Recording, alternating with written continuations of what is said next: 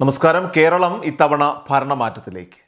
UDFന് വൻ മുന്നേറ്റമെന്ന രഹസ്യ റിപ്പോർട്ടുകളാണ് ഇപ്പോൾ പുറത്തു വരുന്നത്. കേരളത്തിലെ രാഷ്ട്രീയ ചർച്ചകളിൽ ഇപ്പോൾ പ്രധാനമായിട്ടും ഉയരുന്നത് ഇക്കഴിഞ്ഞ നിയമസഭാ തെരഞ്ഞെടുപ്പിലെ അപ്രതീക്ഷിത വിജയസാധ്യതകളെക്കുറിച്ചാണ്.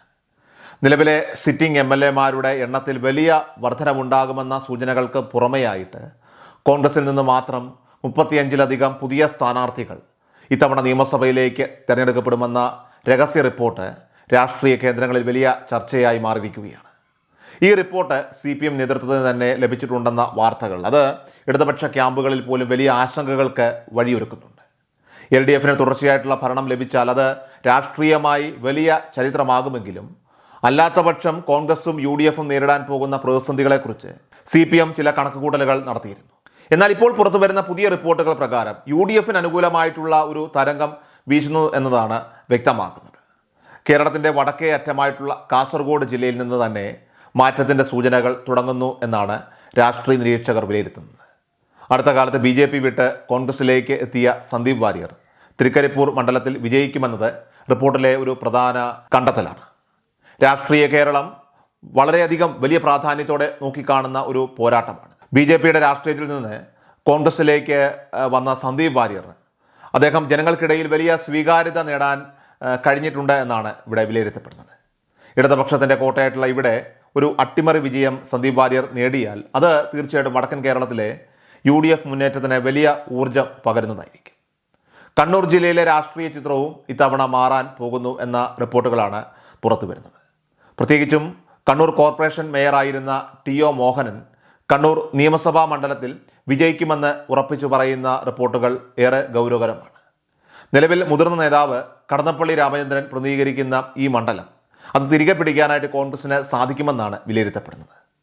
കോൺഗ്രസിന് പരമ്പരാഗതമായിട്ട് വലിയ വേരോട്ടമുള്ള മണ്ഡലമാണ് ഇതെന്നതും മോഹനൻ്റെ ജനകീയ പ്രതിച്ഛായയും വിജയസാധ്യതയൊക്കെ തന്നെ ഇവിടെ വർദ്ധിപ്പിക്കുന്നു. കാസർഗോഡ്, കണ്ണൂർ ജില്ലകളിൽ സിറ്റിംഗ് സീറ്റുകൾ നിലനിർത്തുന്നതിനൊപ്പം തന്നെ ഈ രണ്ട് മണ്ഡലങ്ങൾ കൂടി ലഭിക്കുന്നത് UDFന് വലിയ ഒരു കരുത്താകുന്നതായിരിക്കും. ഇനി വയനാട് ജില്ലയിലെ രാഷ്ട്രീയ പോരാട്ടത്തിൽ മാനന്തവാടി മണ്ഡലത്തിൽ ഉഷ വിജയൻ ജയിക്കുമെന്ന സൂചനകൾ പുറത്തു വരുന്നുണ്ട്.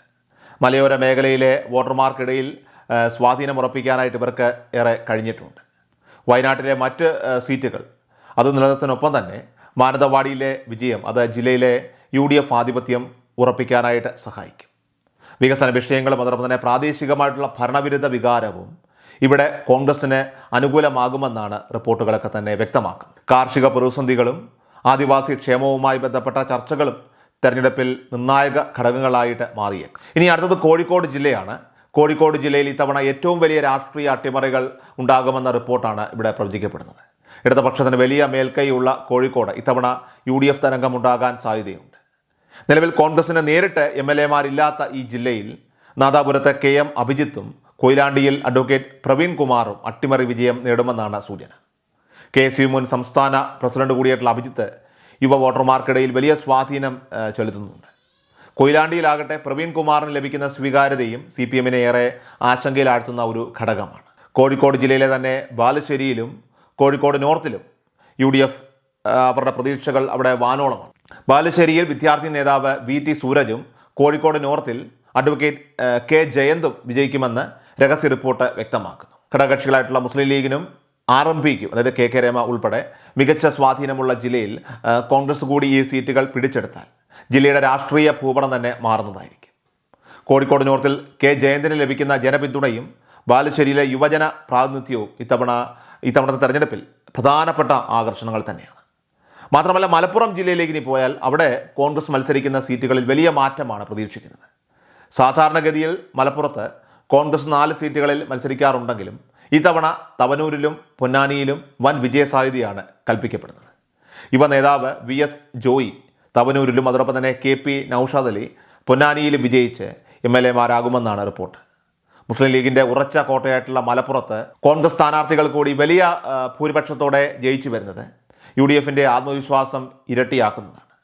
ഭരണവിരുദ്ധ വികാരം മലപ്പുറത്തെ ഇടതുപക്ഷ സ്ഥാനാർത്ഥികളെ കാര്യമായിട്ട് ബാധിക്കുമെന്ന് വിലയിരുത്തപ്പെടുന്നു. ഇനി പാലക്കാട് ജില്ലയാണ്. പാലക്കാട് ജില്ലയിലെ പോരാട്ടത്തിലും കോൺഗ്രസിന് പുതിയ മുന്നേറ്റങ്ങൾ പ്രവചിക്കപ്പെടുന്നുണ്ട്. പട്ടാമ്പിയിൽ TP ഷാജിയും അതോടൊപ്പം തന്നെ തൃത്താലയിൽ VT ബൽറാമും ചിറ്റൂരിൽ സുമേഷ് അച്യുതനും നിയമസഭയിലേക്ക് വരുമെന്നാണ് ഇവിടെ ഉറപ്പിക്കുന്നത്. പാലക്കാട് നഗരത്തിൽ അവിടെയും സിറ്റിംഗ് സീറ്റ് നിലനിർത്തിക്കൊണ്ട് അവിടെ രമേശ് പിഷാരടി വിജയിക്കുമെന്ന റിപ്പോർട്ടുകൾ തന്നെയാണ് ഇവിടെ പുറത്തു വരുന്നത്. ഏതായാലും തൃത്താലയിലെ പോരാട്ടം കേരളം മൊത്തം ശ്രദ്ധിക്കുന്ന ഒന്നാണ്. അവിടെ VT ബൽറാം തിരിച്ചു വരുന്നത് കോൺഗ്രസിനെ സംബന്ധിച്ച് വലിയ ആവേശം നൽകുന്നതാണ്.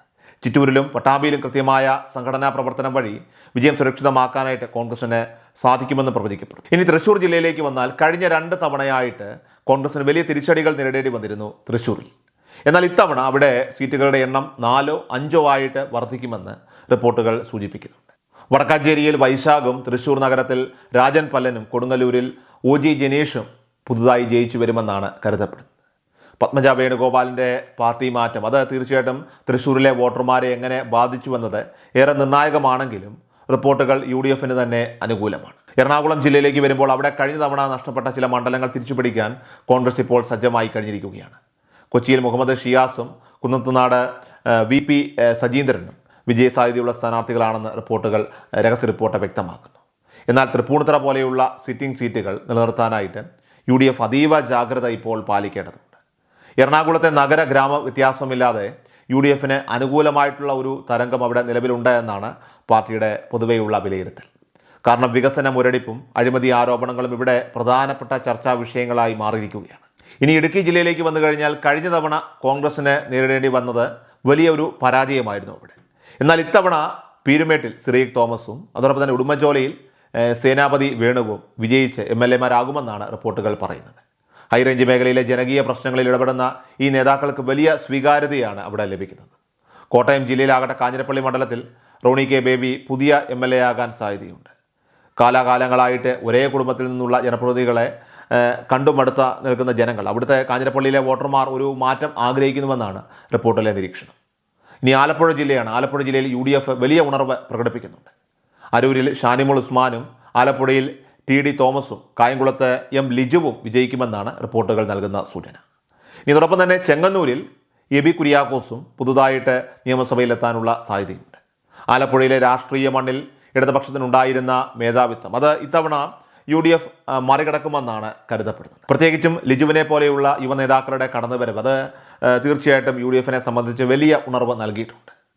പത്തനംതിട്ടയിലേക്ക് വന്നു കഴിഞ്ഞാൽ ശബരിമല വിഷയവും മറ്റും ഇത്തവണ രാഷ്ട്രീയമായി സ്വാധീനം ചെലുത്തുന്ന ഒരു കാര്യം തന്നെയാണെന്ന് കരുതപ്പെടുന്നു. ആറന്മുളയിൽ വീണ ജോർജ് 8 നിലയിൽ പൊട്ടും. വീണ ജോർജിനെ പരാജയപ്പെടുത്തി അബിൻ വർക്കി സഭയിലെത്തുന്നത് കേരളത്തിലെ തന്നെ ഏറ്റവും വലിയ രാഷ്ട്രീയ മാറ്റങ്ങളിൽ ഒന്നായിരിക്കും. കാരണം വീണ ജോർജിനെതിരായിട്ടുള്ള ഭരണവിരുദ്ധ വികാരം അബിൻ വർക്കിക്ക് ഗുണകരമാകുമെന്നാണ് റിപ്പോർട്ടുകൾ സൂചിപ്പിക്കുന്നത്.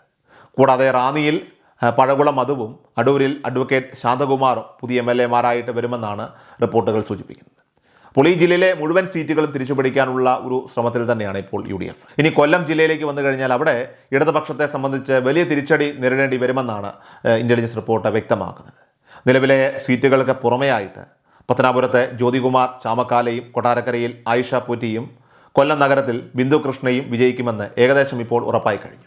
RSPക്ക് കുറഞ്ഞത് 2 സീറ്റുകൾ ഇവിടെ ലഭിക്കുമെന്നും കരുതപ്പെടുന്നുണ്ട്. കൊല്ലം ജില്ലയിലെ ഈ ഒരു മാറ്റം അത് തെക്കൻ കേരളത്തിലെ രാഷ്ട്രീയ സമവാക്യങ്ങളെ തന്നെ മാറ്റിമറിക്കുന്ന ഒന്നായിരിക്കും.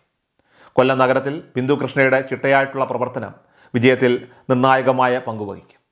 ഇനി തിരുവനന്തപുരം ജില്ലയിലേക്ക് വന്നു കഴിഞ്ഞാൽ ഇടതുപക്ഷത്തിന് ഇപ്പോഴും നേരിയ മുൻതൂക്കം ഉണ്ടെങ്കിലും വട്ടിയൂർക്കാവിൽ K മുരളീധരനും പാറശാലയിൽ നെയ്യാറ്റിൻകര സനലും വർക്കല കഹാറും വിജയിക്കുമെന്ന് റിപ്പോർട്ടുകൾ സൂചിപ്പിക്കുന്നു. സഭയിലെ ഭൂരിപക്ഷത്തിനായിട്ട് 71 സീറ്റുകൾ വേണ്ടിടത്ത് കോൺഗ്രസ് മാത്രം 60-നടുത്ത് സീറ്റുകൾ നേടിയേക്കാമെന്നാണ് ഈ റിപ്പോർട്ടുകൾ വ്യക്തമാക്കുന്നത്. ഘടകകക്ഷികളായിട്ടുള്ള മുസ്ലിം ലീഗ്, കേരള കോൺഗ്രസ്, RSP എന്നിവരുടെ വിജയം കൂടി ഇവിടെ ചേരുമ്പോൾ കുറഞ്ഞത് 85 സീറ്റുകളുമായിട്ട് UDF അധികാരത്തിൽ വരുമെന്നാണ് ഈ രഹസ്യ റിപ്പോർട്ട് വ്യക്തമാക്കുന്നത്. ഭരണവിരുദ്ധ വികാരം മറികടക്കാൻ LDF ശ്രമിക്കുമ്പോഴും കൃത്യമായ സ്ഥാനാർത്ഥി നിർണയവും കൃത്യമായിട്ടുള്ള ഐക്യവും ചിട്ടയും UDF ഇത്തവണ ഇവിടെ കാട്ടുന്നുണ്ട്. അതേറെ തുണയായി മാറുകയും ചെയ്യുമെന്നാണ് പ്രതീക്ഷിക്കപ്പെടുന്നത്. ഏതായാലും മെയ് 4-ന് ഫലം വരുമ്പോൾ കൃത്യമായിട്ടുള്ള ഒരു നേർചിത്രം തെളിഞ്ഞു വരുന്നതായിരിക്കും.